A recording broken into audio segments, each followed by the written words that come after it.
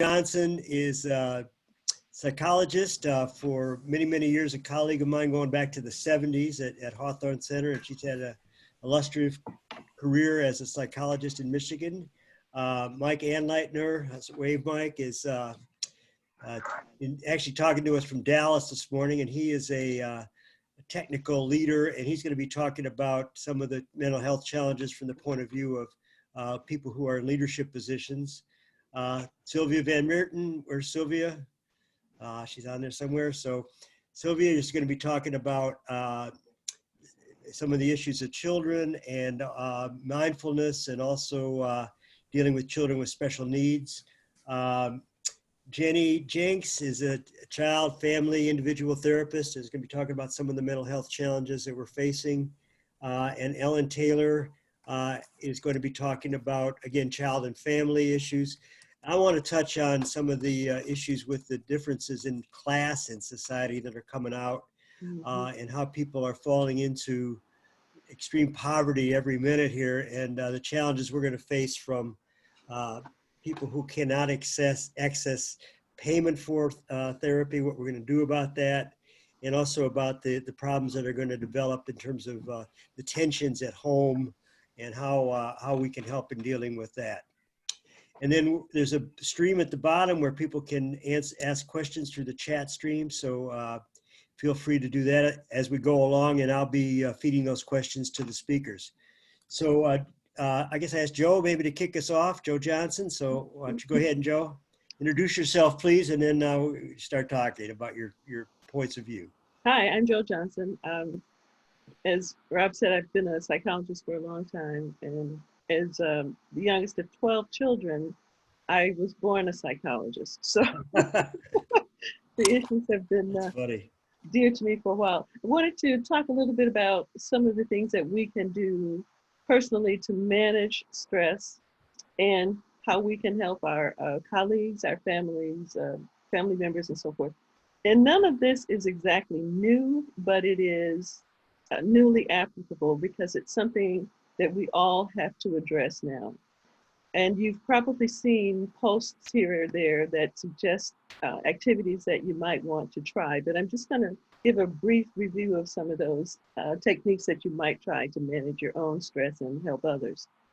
One of the first things I want to mention is exercise. Now, probably most of you have a regimen already of doing something.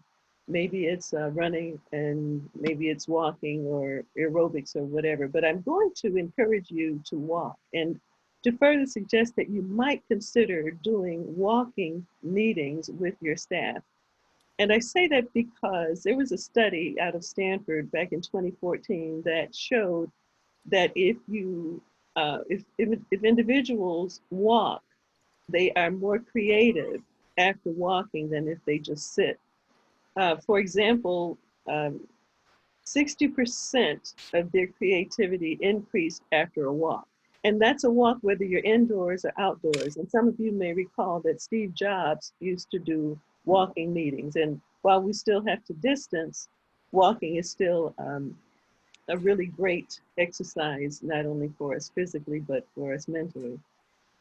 We all need to unplug. Anytime you turn on the television, the first word you're going to hear is coronavirus or COVID-19.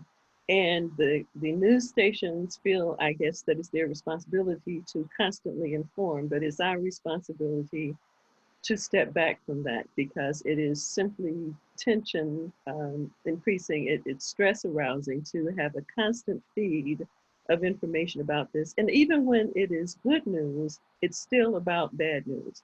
So we do need to unplug. We also need to check our mindset. If we have a negative mindset, it's going to make everything else worse. We have to focus on the words and the language that we use. If we catastrophize these situations, they're going to be worse in our experience. So if we're feeling sad, we don't want to say we are devastated.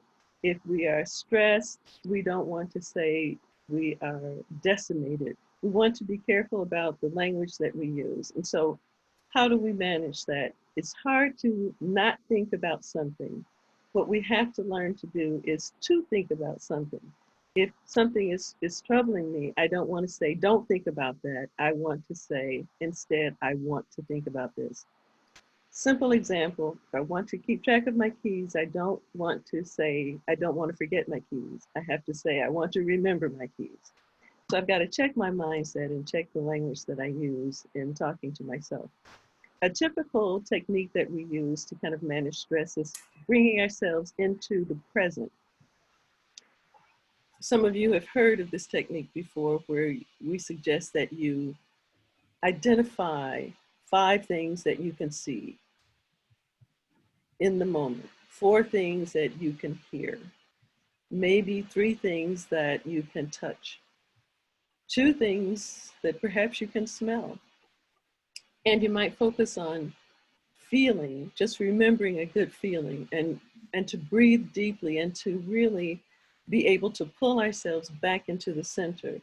To oversimplify, some of our stress and anxiety comes from trying to live in the future. We tend to be more anxious. We're more depressed when we're focusing on the past. And so if we bring ourselves into the present, our feelings are much more manageable.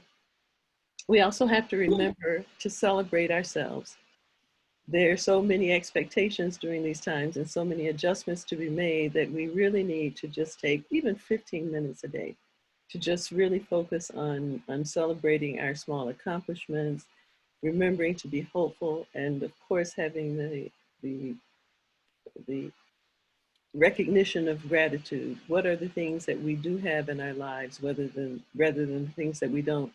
I always think of the missing tile concept. If you walked into a room with a tile ceiling, you're going to focus on the missing tile, if there is one, rather than maybe the 40 or 50 that are there. So we want to really focus on the things that we have, focus on being hopeful. Injecting hope into this whole process is really an effective mechanism, because that's the essence of resilience. I had a patient say to me yesterday that she was so worried that she would not be able to use this time effectively and have something to account for and to say that she did something with it. So we talked about the little things that she's accomplished. For example, I organized my closet. And if she didn't organize her closet, she can say, I didn't organize my closet. So we have to be able to look at things in ways that that build us up, rather than focusing completely or consistently on what isn't there or what hasn't been accomplished. There are a number of other things that I could go over, but I don't want to take up too much time, so I'll stop here. Okay, thank you, Joe. Some great points, and I'm taking notes rapidly. This has been will be recorded too, so if people want to recapture some of these or share this, we'll be able to do that. So I'm going to move on and ask Sylvia van Meerten to talk a little bit about her perspective. And Sylvia, maybe you could introduce yourself and also give a little bit of background, like who's in your home, because I know you've got some personal challenges with, you can describe all that's going on, lots of things. Thanks, Rob. It's a little bit of a tall order, but I'll try to describe all the things. I'm a therapist in Ann Arbor. I grew up in town, and I've known Rob and his family for a long time. My early practice was focused around autism, and I still see clients on the autism spectrum or their families. And I'm also used to run a lot of summer camps. And now I am a facilitator for YPO, the Young Presidents Organization. And my perspective on this current time is an odd assortment, as so many people's are.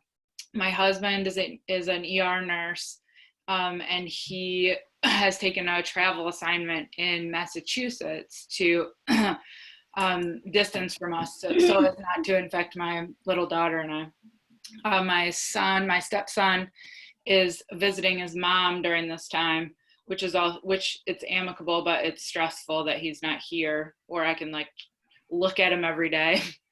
And my daughter is 4, so now she's here just with me, and I am doing the impossible of working and having the 4-year-old at home.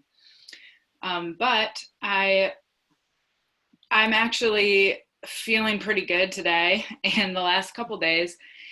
And I think it's because I started to try to trick myself into pretending like everything's okay.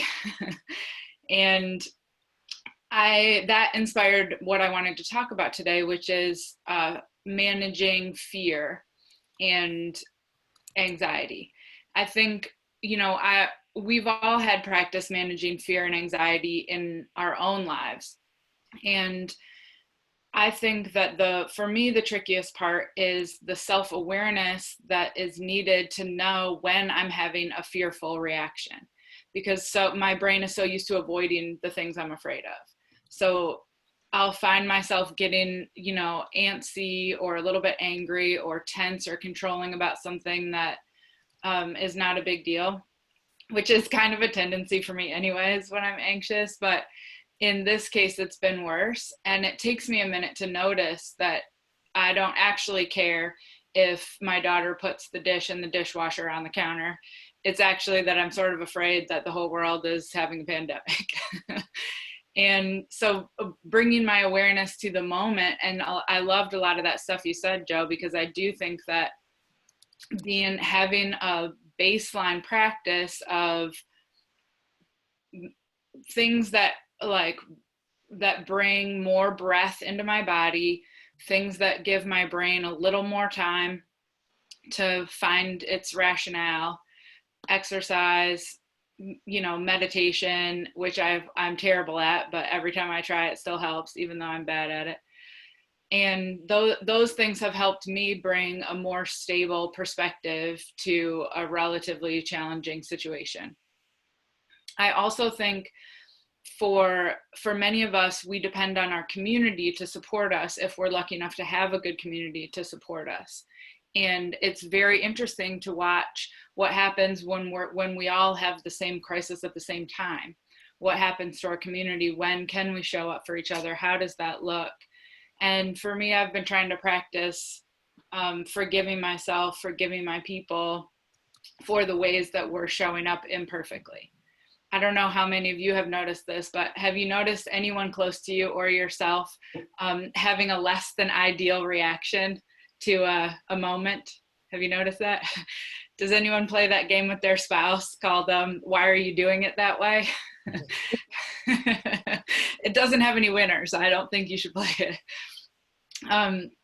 So for me, I guess the two big ones are to notice the sort of roller coaster of fear and anxiety in myself, and forgive myself and others for their sort of knee-jerk reactions. In my work with families, I'm seeing a lot of what Joe also talked about, and what Ellen was mentioning earlier, which I'm sure she'll touch on, the stress of balancing everything all in the same room or the same house, and not having sort of separate spaces, and not even having that time, even if it's only 5 minutes in the car by yourself, to kind of switch gears.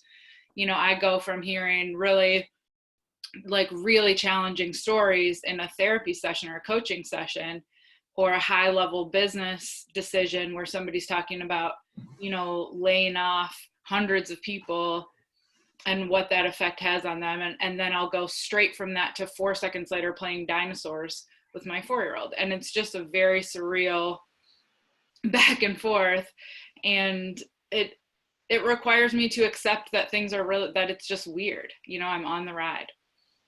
And I guess the only other thing I wanted to touch on is that I'm seeing a lot of fear reactions fall along pretty stereotypical class and gender roles. Not always, not everybody, but in YPO, many of the members are older, whiter men who are used to having a lot of control. And the reactions that are coming from them in the case of fear is like aggressive, fast decisiveness. And that isn't always what's needed. It is sometimes what's needed, but it isn't always what's needed, and they're not always aware that that's the fear talking. And I think when you are someone who has a lot of power in your life, it's even more important to build in a little bit of space for your own fear reaction to be present before you act. And I don't want to preach too long on that, because I don't actually know what that's like to have that much power in the world. So I think there is a lot of pressure that I don't understand. But I'm seeing a lot of like really tricky moments come from people's very fast reactions. So I guess my overall mental health tip is that even though it seems like we're just at home and things are slow, to let the slowness be in your mind as well. Let there be a moment of stillness in your mind and your heart as often as you can. Okay, thank you. I'd like to just pause for a minute. Sylvia and Joe have talked about the need to pause, and it's hard to on the Zoom to just take in information. So I'd like everybody to maybe walk through some of the things that Joe and Sylvia are taking. Take a breath for a minute and have just close your eyes and think about what's on my mind about my mental health. What am I concerned about with myself? In terms of how I'm thinking about things, how I'm treating people.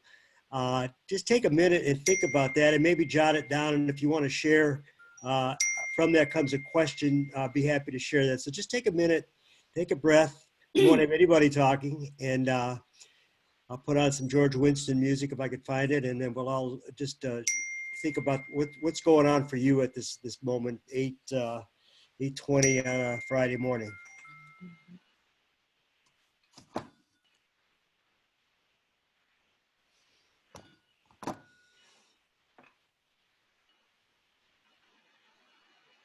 All right, so if you want to share any of that, that's great. And from that, I'm going to turn things over next to Jennifer Jenks.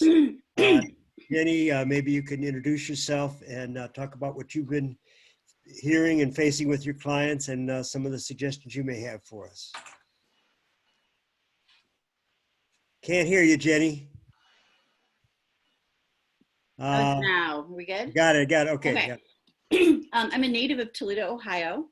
I went to medical school at the University of Louisville, completed a residency in psychiatry and a fellowship in child and adolescent psychiatry in Boston and in Cambridge.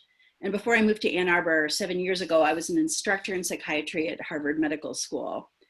And today I'm going to talk about mental health concerns now, but particularly what to expect after COVID-19, drawing on my observations as a private practice psychiatrist who's been working with children and adults of all ages from college to senior citizens during a profoundly unusual time. So about a week ago, a college student who's a patient of mine joked that we'll probably all grow up to be old people whose grandchildren will laugh at us because we'll all have 24 rolls of toilet paper in our house at all times, like our version of the Great Depression.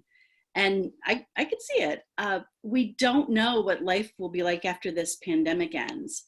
But after living through something as life-altering as this is, it is inevitable that we will change too. Though coronavirus had been spreading for months, about a month ago, all of our lives changed abruptly. Unprecedented efforts were made to contain the spread of this virus here and all around the globe. And there were complete shutdowns in day-to-day living. And a new phrase became a household term, social distancing. When I meet with patients, which is over telemedicine these days, I often find myself asking them the same questions. The first is, what's been the hardest part of this experience for you? The second is, what's been the best part? And there's a third question, I'll get to that later. But the answers I hear probably won't surprise you, and they may be what you've experienced yourselves. People say the hardest parts are uncertainty, especially not knowing how long this will go on. Dealing with isolation and loneliness, fears about becoming sick or losing someone to the virus, worries about money and job security, boredom, and the challenges from working from home, sometimes while simultaneously trying to homeschool children. And then there's grief. There's grief over what's already been lost. For some, it's a canceled graduation or a vacation, or a wedding that's up in the air, or the loss of a job. For some of my patients, anxiety has never been higher, and the world has become a very frightening place. The best parts people describe are probably not a surprise either. Spending more time with family, though sometimes that's also listed as the hardest part. Less stress and fewer life obligations, a less hectic schedule, and having reconnected with friends virtually. I also have patients who have struggled with anxiety through their lives who are surprised that now that they're home all the time, they're practically stress-free. So it's an interesting time to be a psychiatrist. As I watch how people are struggling and the ways they're coping, it makes me wonder what things will look like from a health care perspective after the pandemic is over. So I did a review of some of the research that's been done after past epidemics. And here are some of the things we learned.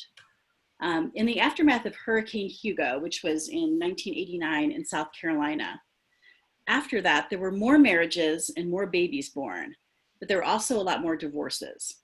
And those results suggest that living through a monumental life-changing event like we are now led people to take significant action in terms of their closest relationships, for better or for worse. And we think the same phenomenon is happening now when thousands of Chinese couples in Wuhan were finally released from government quarantine facilities. Many rushed to get married and others filed for divorce. Research on the effects of quarantine historically from past epidemics like SARS, Ebola, and swine flu found a higher prevalence of psychological distress, most frequently low mood and irritability, also insomnia, anger, emotional exhaustion. And some of those symptoms were long lasting. Children who were quarantined in those events showed PTSD symptoms at 4 times higher rate than those who weren't. We don't know what the psychological aftermath of widespread social distancing will be. In our lifetime, it's unprecedented. We do know that data from large-scale disasters like September 11th and Hurricane Katrina show significantly higher rates of anxiety, depression, post-traumatic stress disorder symptoms, substance abuse, domestic violence, and child abuse. After 9/11, 10% of the people living in New York City showed signs of major depression in that next month, and 25% reported increased alcohol use. So it's difficult to predict how widespread or pervasive psychological distress will be in the aftermath of this pandemic. And while it's difficult for all of us, we need to keep in mind a few vulnerable groups. And one is healthcare workers, especially those on the front lines, like Sylvia's husband. Another are individuals who've lost a loved one, and in some cases more than one loved one, if we're hearing what's coming out of Detroit. And an important one to keep in mind are survivors of COVID-19. These are people who've been on ventilators, family not allowed to visit, medical staff overwhelmed, and early data suggests a high rate of PTSD symptoms, depression, and dementia once they recover and return home. For the rest of the population, we can be certain that social distancing, especially for such a protracted time, will have both short and long-term consequences. So we have to find ways at the end of this to offer social and mental health services for those who need them, particularly for the most disenfranchised, the elderly, homeless, those with pre-existing mental illness. But in the meantime, what can we do? So we have to start with ourselves, drawing on our own resilience. And we need to develop the particular sources of strength and meaning that work for us individually. So for some, it'll be spirituality and mindfulness, others altruism, advocacy, or practicing gratitude. And they won't be the same for us all, as we're all discovering our fragility and our strength. And that is where our power lies. If we're responsible for taking care of children, aging parents, or others, it is especially important that we manage our own anxiety first. Collectively, we are finding ways to combat loneliness with connection. Elderly people are discovering digital technology and connecting to loved ones remotely, often for the first time, and they're loving it. We're reuniting with old friends via virtual happy hours and trivia games. We're providing structure and routines for children, partnering with schools so they can learn and stay connected socially. And extended families are celebrating holidays and special events together remotely from afar. during this pandemic, none of us has much certainty or control, at least not as much as we're used to.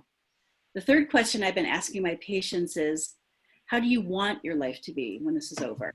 At a time when we lack control, it seems like an important thing to think about. Because while we may believe that we want life to go back to normal, we can also use this time to evaluate which aspects of our lives we want to return to and what we may want to change based on what we're discovering now. Thanks. Jenny, I wonder if you maybe could leave this first part with just a question for the group, something you had 3 questions here. Maybe you could ask one of those to us or something. Yeah, I think that those are the thing I would think about. What has been the hardest part of this? What has been something that surprised you that's been the best part, or something that's been a positive change? And at the end of this, what do you want your life to look like? Is it exactly like it was before? Or does it have more time with family, fewer commitments, or more individual time? So I think those are good questions for us all to keep in mind. Well, you might pause for a minute here and just write notes about those questions or answers, or maybe reflect on it later. And be happy if you want to share some of those with the group. Thank you very much. Very good. Next, I'm going to call on Ellen next, and then we'll go to Steve. So Ellen-Taylor, are you out there, Ellen? Yep, I'm there. Okay. Hi, Ellen. Hi, everybody. I'm also a psychologist. I've been in private practice for a long time. I started out many years ago, both with Rob and Joe Johnson here at Hawthorne Center. So I've been working in the field for a long time with children and families, primarily. In the last many years, I've done a lot of work in high conflict divorce work, working with families who are struggling through difficult times. So this is a difficult kind of time that families are going through. And I'd like to talk, I'm going to just sort of follow up on what both Joe and Jennifer especially have talked about. I think there's a lot of information out there, every magazine, everything online, every newscast about how to take care of yourself in stressful times. So I'm not going to get into specifics about that, but I want to talk what I'm hearing from my clients, and it's been changing over the last couple of weeks. So I think in the beginning, and this is from colleagues as well, the first couple of weeks, I think a takeaway for everybody is it's rather extraordinary how adaptable everybody has been. I mean, the world has turned around in about 2 weeks. People are all at home, not going into work, changing their whole day plan. And it is remarkable, the amount of compliance, actually. I have been stunned by the amount of compliance and the goodwill that is behind that. People wanting to take care of one another. It's just really rather remarkable. So as human beings, we have the capacity to change, maybe faster than we ever would have thought, and certainly wouldn't have done without a crisis. But as the weeks are rolling on, I am noticing some differences. When this first started, I put out a letter to everybody saying I'm available, to speak by phone or by video conferencing, something I never wanted to learn, and yet over a weekend had to learn. So again, that kind of new learning. And a lot of people, and especially the younger folks, the teens and the 20s, say, no, I'm fine, And then just in the last week or two, as we're hitting about the month mark, I'm getting calls from people saying, no, maybe it would be good to talk, that they're really starting to feel the effects of this as time has gone on. So I think the initial reaction was to scurry, to be active. We were able to do those changes. And there was some novelty to that. And I guess I want to speak about novelty because novelty, doing anything new, is kind of exciting. And so this was a new opportunity. But as time, as this is wearing on people, we're seeing, again, I'm seeing that real increase in anxiety. People getting lethargic. I'm not going to say depressed just yet. Those who have leaned towards anxiety and depression right from the get-go were looking worse. Those who don't, what I'm seeing now is a kind of a lethargy that's starting to creep in. And I think a piece of this is, and that I'm noticing, along with just how long is this going to go on, is that critical self-talk that we all do. So in this case, it's been interesting. It's sort of like people are beating themselves up for like, well, I should be, this is always the issue, more productive. So now it must be, I should have cleaned out that closet. Why am I not cleaning out that basement? Here is my chance to do all of these things I've always put off and still are not getting around to, probably because they're just not meaningful enough. But yet there is a way that people can beat themselves up about not doing enough. And so I really like to counter that, and really push people to counter that, to really have kind and reasonable expectations for yourself and for your family, and certainly for your kids. The school stuff has been interesting because initially the schools were, it wasn't really, it was enrichment, it wasn't really teaching. And so we've had a month of kids really not having to do schoolwork and getting into that routine. And then as of this week, in Michigan at least, now it's education again. So now parents are having to shift into being kind of homeschooling kids. And that's throwing another wrench in things, that we're sort of changing the rules midstream for parents and kids. I have found that the groups of people having the most trouble right now are parents with children at home, young children at home, young and school-age children. This is a really complicated mix of things. If you're a single parent, even worse, but even for couples, because how you balance what corner you find to work in that isn't disrupted, it is really difficult. And I'm suggesting to people to just have very small expectations for the day, 1 or 2 things. Set up some kind of routines that are really manageable. It might be a couple of hours of work and then breaks to do family time. Don't expect to be working all day. I think it's almost impossible. And as Joe was saying, lots of breaks to be more active, to get up, to walk around, to do jumping jacks, to make lunch. And in those small parts, doing some bonding with people in the home. I think finding a place for yourself is also important. For some people, it might just be a corner, it might be down in the basement. So it's for those who are taking care of others, whether it's children or being in touch with elderly parents or whatever, you have to create some space to take care of yourself in there. And it can't just be 10 minutes late at night. It's really throughout the day, just getting some space for yourself would be helpful. So I'm finding the folks with young children, they're worried about jobs, they're worried about being productive enough on their jobs. They're walking away not feeling that they're doing a good job anywhere, wanting to be good parents, hearing this is a time to do some wonderful family time, but not really feeling that they have the energy to do it. How do you carve out that time that works? Which also means teaching and helping your kids become a little more independent than they might have been before. I'm really letting parents know this is not the time to worry too much about screen time with kids. This is a way that children can actually connect with their friends, and that's as important for the children as it is for the adults. Whatever way we can connect with people, including for children. We're seeing kids as young as 3 years old, sort of pining for their playmates and for their nursery school teachers, let alone the adolescents, which is the other group that I think is really, really struggling here. These adolescents in early 20s, because developmentally, not being with people, it's just developmentally off. They need to be with peers. And although they're pretty competent in doing that online, it is not the same as having some of the freedoms that they have in their daily life. And they are really, really feeling this isolation. I had a parent early on in this who runs pretty anxious, who has a feisty teenager. And within a week of this kid who can be pretty omnipotent, was walking out that front door. She says, she didn't really understand, how serious this was. And she says, I'm going over to my friends. You can't tell me what to do.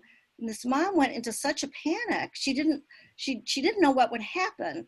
And she called me to ask if she should call the police to stop her daughter from walking over to her friend's house, because the mom was in such a panic that it would be held against her that this kid was doing what teenagers do, and had lost sight of what needed to happen was to sit down and have that conversation.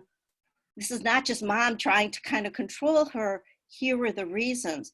interestingly, the same mom a few weeks later, who's really had trouble with this kid, was telling me how at night they'd gotten into a routine of the kid crawling into mom's bed with her to watch a movie, something they had not done in years, and that actually they're getting closer through this. So there's all sorts of opportunities, but I do worry that that message is coming through in a funny way too, in a way that people take that in. If I don't take advantage of all the possibilities, I'm not being good enough. Again, that sort of negative self-talk.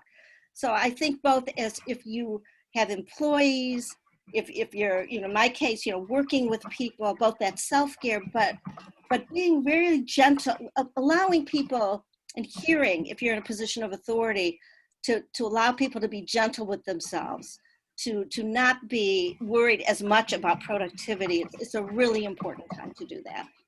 Ellen, I want to ask you a question. What do you tell people when they have lost it?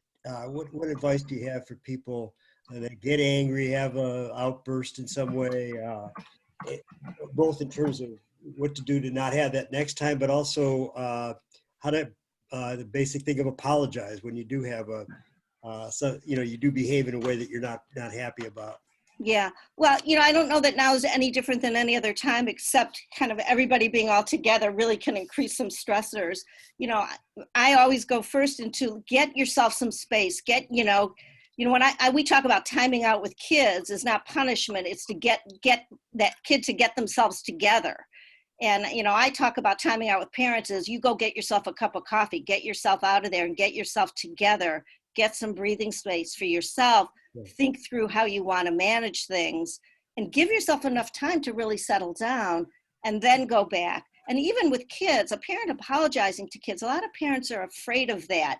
Somehow that it sort of changes some balance of power that sometimes people are afraid of. I think that's a very powerful thing to do with the kid as modeling.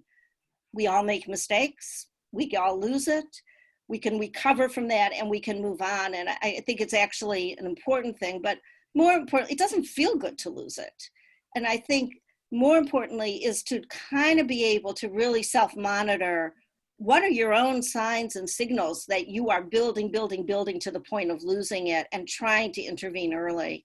I think it's really important to people to kind of to be able to start recognizing your own reactions to whatever is getting you irritable, which could lead to an explosion, and try to intervene early on these things with yourself. Thanks a lot for all those ideas. And again, I encourage people to take notes here. We're getting lots of great ideas. Actually, it's hard for Emily and I to capture everything. So if you have notes from this session, it would be helpful if you wanted to share those. We'll post all these ideas on Monday when I do Dr. Rob blog post, which I'll send out to everybody, and we'll go to over a couple thousand people. So please feel happy to share those ideas. I'm going to move on to Mike Anleitner from Dallas right now. Mike, you there?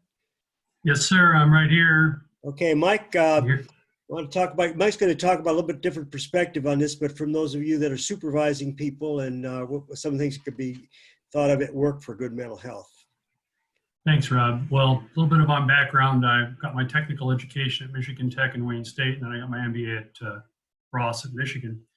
And so part of my career, most of my career has been revolved around the idea of getting engineers and technologists to understand the issues relating to running a business and understanding people. I was a freelance consultant for 20 years working around the world, and I was ostensibly working on manufacturing issues and product design issues, but I found I spent 40 to 50% of my time on organizational dynamics, how people work together. And so I want to now sort of pull together some of the things the other people have said. And I have a presentation for this, Rob. I'll just send it to you for Monday so you can post it rather than try and take up the screen. But I want to leave you with 3 things to think about as the COVID-19 pandemic rages around us. And the first one came to my mind in the last week as I've been watching a lot of things on the news, as we all are. And 60 Minutes on Sunday evening had a particularly important piece, I thought, about mental health. And since we're all talking about that, all of our other speakers have referenced this.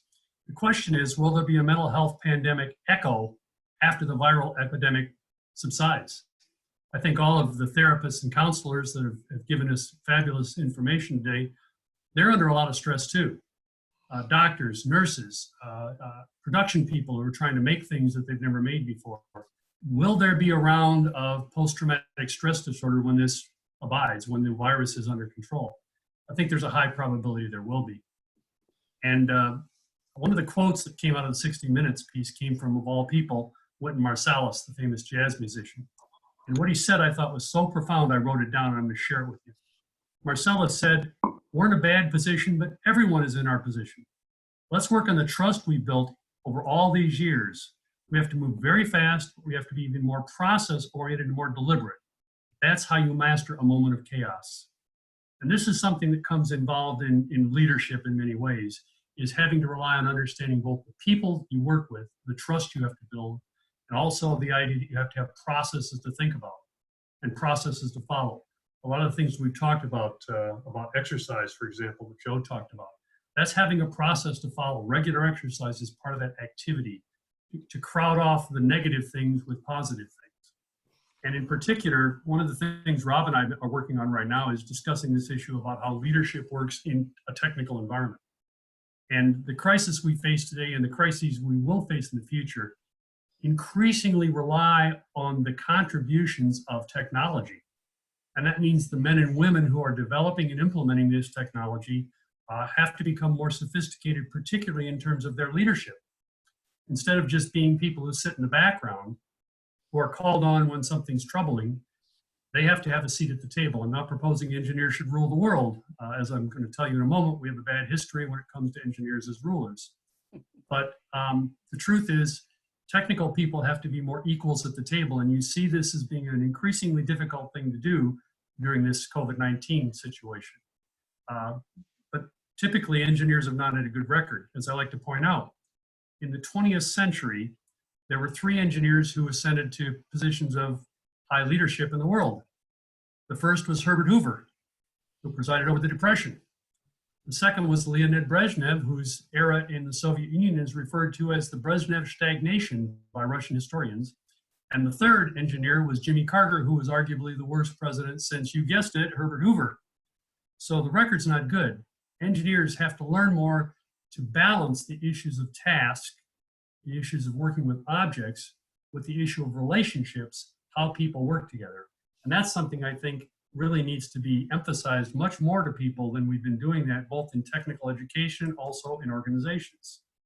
And so part of that is to make sure you understand the need for structured processes and structured plans for the future. This echoes what Winston Marsalis said. We have to trust each other, but we also have to have processes for going forward. And I thought it was extremely profound from Marsalis, because when you step back, and actually the interviewer in 60 Minutes captured this, that's really what jazz is about, which is Marsalis's great artistic gift, is jazz. Jazz is like that. It flows, it changes. You have to relate to the people in the group with you, playing with you, but at the same time, you have to have an underlying structure to guide yourself. And I think to some extent, a lot of people are coming apart at the seams and letting the structure they've had in their life, which right now has disappeared, not be replaced with anything. So the details of the plans are less critical. Go ahead, Rob. Yeah, I'm just I'm looking at my time clock, and it's getting on to time. So I'm going to ask if you could wrap up, and then I'm going to give the speakers Sure. a chance to have one more go at just wrapping up what they want to say. Yeah. I'm all but done. Okay, so Okay. you had 30 more seconds, we'd have been there. So the details of plans are less critical, but the active process of planning and implementation are, and that has to take into account the human factors that all the other speakers have discussed. Okay, thank you, Mike. And if any of you would like to get an advanced copy of at least a proof of what Mike and I are working on, which is sort of emotional intelligence for engineers, we're happy to have readers right now because we're in the process of editing with the help of Dunry Greiling, who's on this also. So I'm going to go back. Joe, Jenny, any of you want to come in and just kind of give some wrap-up talks, any reactions to other people? They get lots of great comments, and I could call on a bunch of people, and we'll go past 9 if people want to stay on, but let's at least hear once again from the speakers. So Joe, you want to start? Well, I think about the opportunities in this situation for all of us. And I imagine that we're all writing a great book. And I think about what is going to be written on my page. And what would we say about this? You know, we look at this from a certain perspective. If I consider parents and kids being at home, parents may feel stressed and kids may feel like, oh my goodness, I have time with my parents that I didn't have before. So we've got multiple perspectives. And so I think about how am I viewing this and what would be my statement? How will I write? What would I write about in history from my perspective? Because I have to see both the challenges and the opportunities in this, and there certainly are both. Thank you for that. By the way, we're living and taking care of Pat's almost 98-year-old mother with us right now, who fortunately is very sharp. So she has that page written about the Depression, Right, right. and where she was a teenager. So Right. I think that's a really great idea. Imagine Joe Johnson at 116 being interviewed on NPR Intergalactical, and what do you remember about this time, Joe? Yes. I remember it well. Thank you. Thank you. So Sylvia, you have a wrap-up comment? Yes, I think that it's very moving to think about people coming to their own new understanding of themselves all over the world. That I think it's impossible to avoid yourself in quarantine, and there's a lot of sort of opportunity to face ourselves, face our dark corners, or face our light corners. And while I don't think that, like Ellen was saying, I don't think that we have to like capitalize on the time and self-improve and clean our closets and metaphorical or actual closets. I do think it's that every time I come to a tiny new insight, I'm trying to bring some gratitude to it. And I think there's an opportunity for all of us to understand ourselves and the other people in our lives in a different way. And I guess my last thought is that I am so disappointed in the underlying class and race lines that are coming out from the pandemic that were there all the time, and that I am coming to my own understanding about the work that I need to do in my own life to contribute in a positive way. Thank you. There's an amazing article yesterday in the New York Times, and it's from a reporter who rode a bus on 8 Mile in Detroit this week. Yeah, I don't know if I had a chance to read it, but I would share that with your kids, because it really brings, I think people could get really caught up in, oh, I feel so bad for myself. I'm so sorry. And this article talked about these people that had to go to work and had to be on this bus because it's the only kind of transportation they had. They had to sit next to each other, even though they were coughing and whatever. And they were going to jobs which were paying under $20 an hour, but that was necessary. So I think keep informing your children and talking to each other about, I guess we call it the privileges that we have here, the first class, the first world problems that we're facing, and try to keep perspective on what so many people in our country are facing. So with that, I'm going to go to, let's see, who's next? Jenny, are you still there? Hi, Jenny. Jennifer Jenks again. Jen, I can't hear you again. Sorry, I keep hitting the wrong one. One thing I'm recommending to people is to journal. And if you don't like to write, just turn on your phone and talk into it, especially for younger people. I tell them that if they ever read Little House on the Prairie book or American Girl doll book, this is a time they will tell their kids about if they have kids, or they'll write it in their memoirs. But I think it's good to record this uniquely strange experience just to reflect on it later. The other thing is, I think the hardest thing for a lot of people is it feels like there's nothing you can do. So I think those small things that we can do, we bought a hula hoops, we had to get 12. So we dropped some off at some neighbors who have kids. If you can bake a loaf of bread or cookies and take it to someone, if employers can do little coffee check-ins with employees, or offer, if people decide to get lunch, carry out from a local place, or coffee, that they'll reimburse them on Fridays. People like to be part of families and organizations that care. So I think anything we can do to make people feel like, in even tiny ways, they're part of something positive and big, can really go a long way to counter some of the negativity that's embedded in the situation. That's a great idea. Sending out gift baskets from some of our local stores. Also, Zingerman's from, yeah. Support Zingerman's, or where are the other stores in town that are, Frog Holler is sending out gifts out of South State. So lots of ways that we could encourage people. Let's see, we're going to go to Ellen. Ellen, you have a wrap up comment? Yeah, just, I think another takeaway from this is it's so apparent that kind of the interconnectedness, with the world. This is affecting the whole world. And we are fortunate in this, or we thought we were fortunate, certainly showing the cracks in that. But so both the interconnectedness, that this is happening to everybody, and I think some of the generational stuff has been really interesting and really powerful. So I know early on in this, my kids were calling me all concerned because, the first things coming out on this is that older people were really going to get affected by this. And they were really worried. And I was so stunned that they were worried about me. And as this has gone on with sort of grandchildren, realizing that, having calls with those grandkids are giving those young parents a break from their very, very long day, that we all have something to give to one another here in small ways. And that might be standing on your lawn, shouting across the street to your neighbor.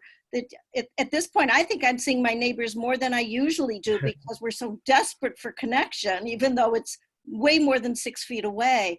So just not losing sight of people need people at these times, and we're all in this together, and that we can all get through it together. Well, I have a cute story for you. Ellen and I have known each other for over 40 years, over 45 years, because she knew my son Adam when he was born. Okay, Yeah. so but this morning we talked to our 6-year-old granddaughter at 6:30 this morning, who had awakened to her 6th birthday, April 17.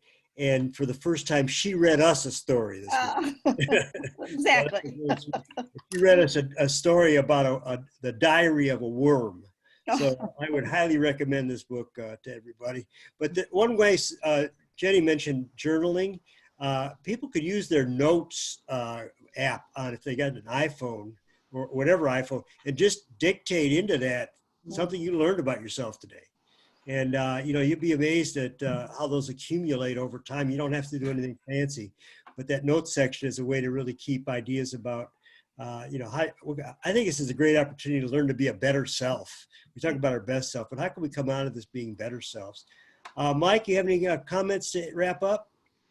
Yeah, I'd just like to add that, first of all, we need to face a reality, and that is, until there's an effective vaccine that's widely available, we're not going back to normal in 2 or 3 months, but the economy will open up before that happens. It almost has to.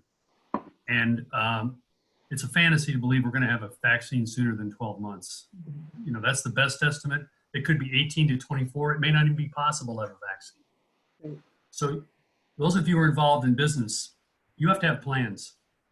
You have to take into account the stress people are feeling. You have to take into account the psychological underpinnings that people are feeling as they return to economy, because we will return. And we will be exposing people to this virus in a way we've not been exposing them to during these social distancing, stay at home, shut down, whatever term you want to have.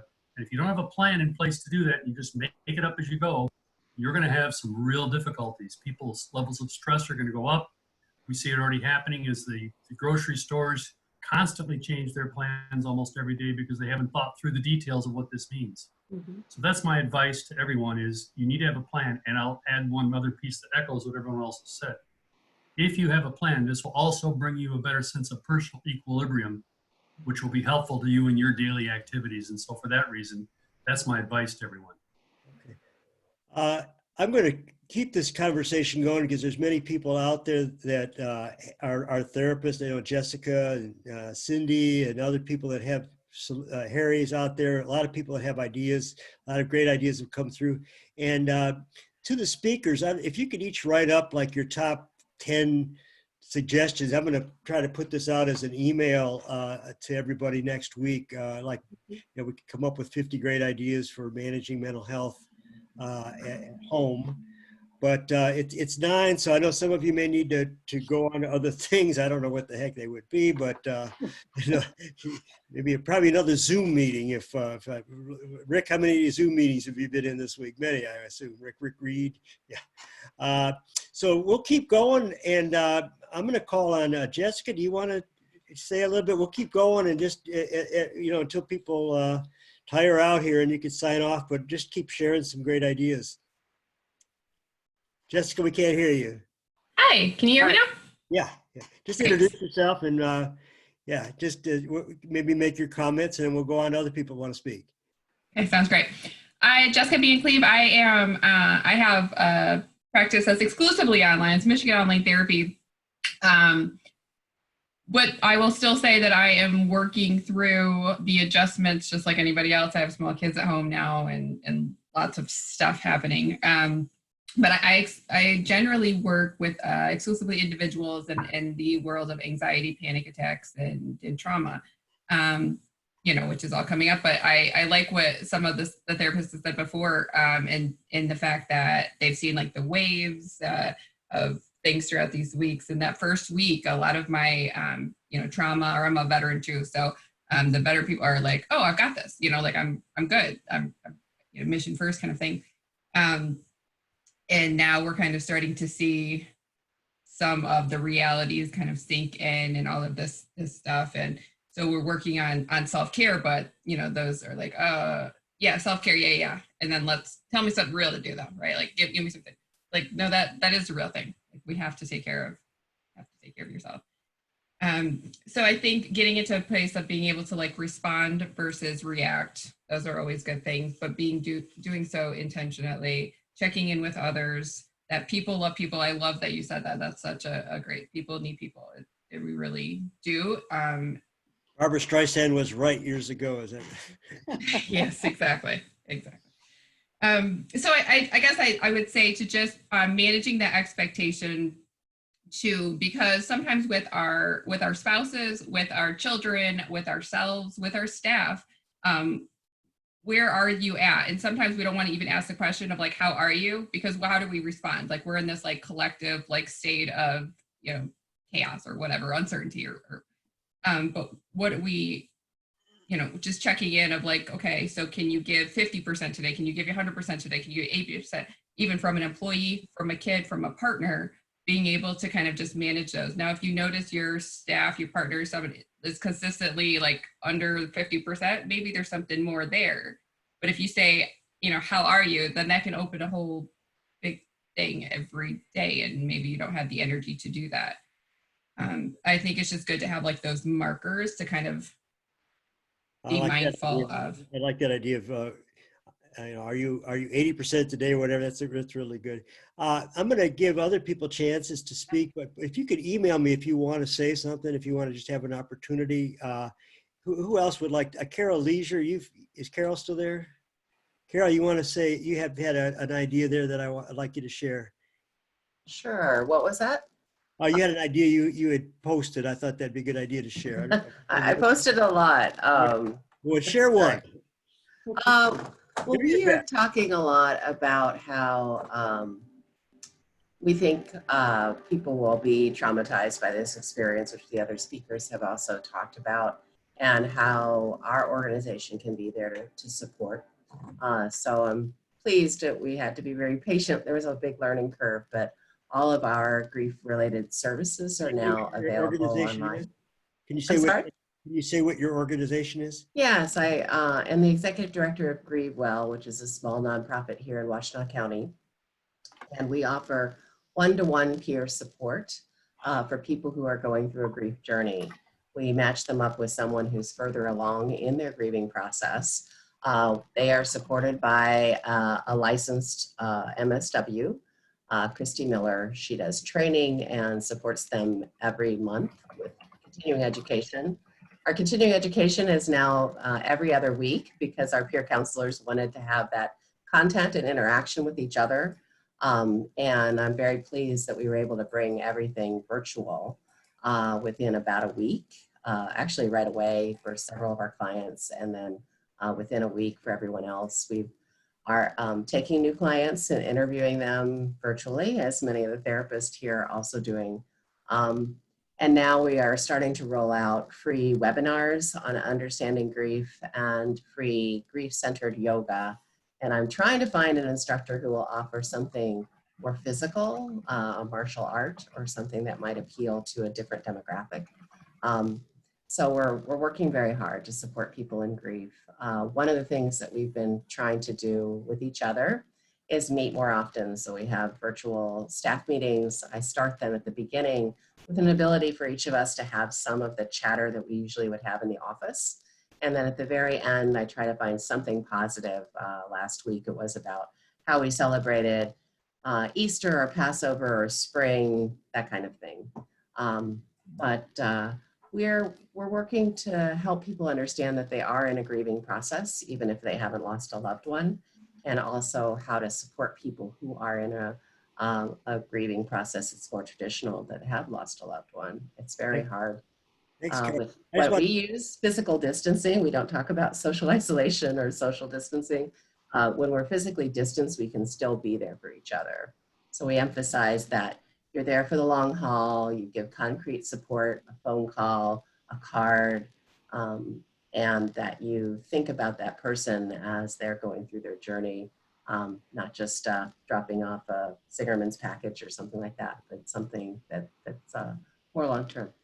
There's a great article from the guy who's co-wrote the book on grieving about that we're going through the 5 stages of grieving, but we're going through them all at once right now. So it's pretty rapid changing. Yeah, we often talk about it's not a linear process. No. Grief is messy, and Yeah. people hear those stages of grief and they think, oh, if I do A, B, C, and D, I'll be done. Yeah. And we talk about how it's a life-altering experience. And so our image for our understanding grief is that we have a linear line, and then we have a big ball of yarn, and we're like, yeah, it's the big ball of yarn.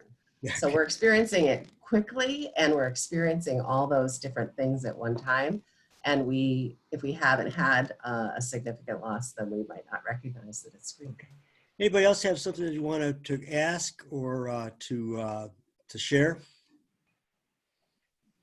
Rob, I have to sign off, but I just wanted to say thanks to everybody. Thank you. Okay, you're welcome. Thanks, Sylvia. I've got so many ideas. I mean, I'm sure that a lot of other people do too. But please share them online. Well, I'll be back next week with another presentation. This time we're going to be looking ahead and talking about what are the opportunities here for people, for organizations. People talk about changing. I was thinking this is a time to, like, where the rubber hits the road about your mission statement.